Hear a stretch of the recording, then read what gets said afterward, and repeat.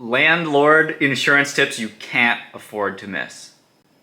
If you're a landlord, you should make renter's insurance mandatory for all of your tenants. It's just common sense. Plus, renter's insurance is like super cheap.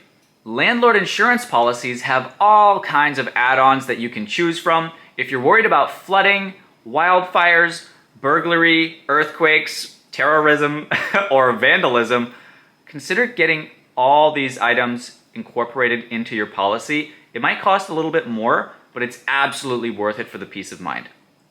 Bundle all your rental units with the same provider. It's like buying in bulk. Homeowner insurance won't cut it if you're running a rental property business.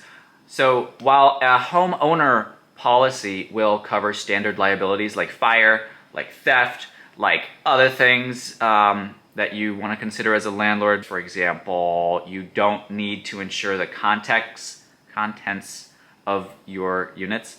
That's for your renters to insure themselves. If your net worth is higher than the liability coverage on your insurance policy, you should really consider getting a separate policy to cover yourself or your LLC. This is how you protect your assets. The exact cost for landlord insurance will depend greatly on the size and value of your property, the materials used to construct it, the types of tenants, the crime, other environmental risks, the maximum coverage amount, and the types of add-on coverage that you've decided to choose. Long-term tenants on year-long leases are going to suggest to the insurance company that you have stability and you have a clientele that is very likely to continue paying rent and care for the property as if it were their own. So if you have a series of short-term monthly leases, that's going to suggest that the tenants are less invested in the property and is going to make it a lot more likely to result in higher premiums. Why? Because the tenants are more likely to damage your property. The crime rate in the area where the property is located can affect the cost of landlord insurance by a large margin. So if crime is low, then your home values are going to potentially be more steady, and the school districts and neighborhoods as well are going to be potentially better regarded. Your rate is going to be lower in turn.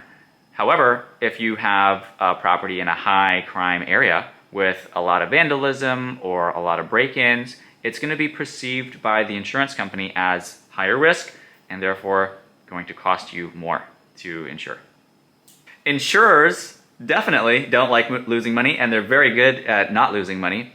And areas that are likely to be hit by tornadoes or hurricanes are a huge threat to any landlord's property margin. So large-scale disasters damage like hundreds of thousands of properties every year. They cost like a fortune. So as a result, the premiums for insurance policies in these areas will likely be higher than in low-risk areas. Reach out to me to ask which ones are where, and I will help you get an answer. Here are some questions worth asking. Save this video.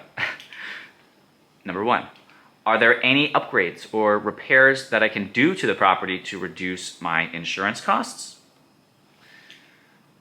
Does this policy cover flooding, and what type of flooding or natural disaster versus a sewer backup versus a tenant error?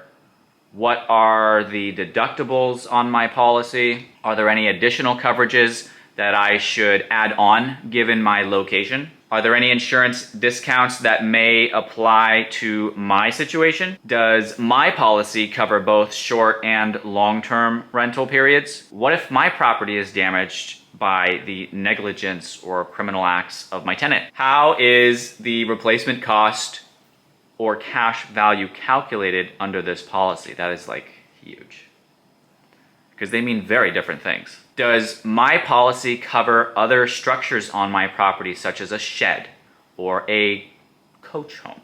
Should I get a separate umbrella policy to cover myself in case I max out my liability coverage? Will having safety equipment on premises reduce my landlord insurance premium? What is not included in my landlord insurance? Is my policy covered in the event of a terrorist event? discover how you can use my resources to add color to your conversations about what is going on, and you're gonna gain a lot of value, and hopefully you're gonna get a new perspective, and you're gonna learn a few things that are super important that you did not know. So don't delay, do whatever you need to do to get a hold of me, and save this video, share it with everyone.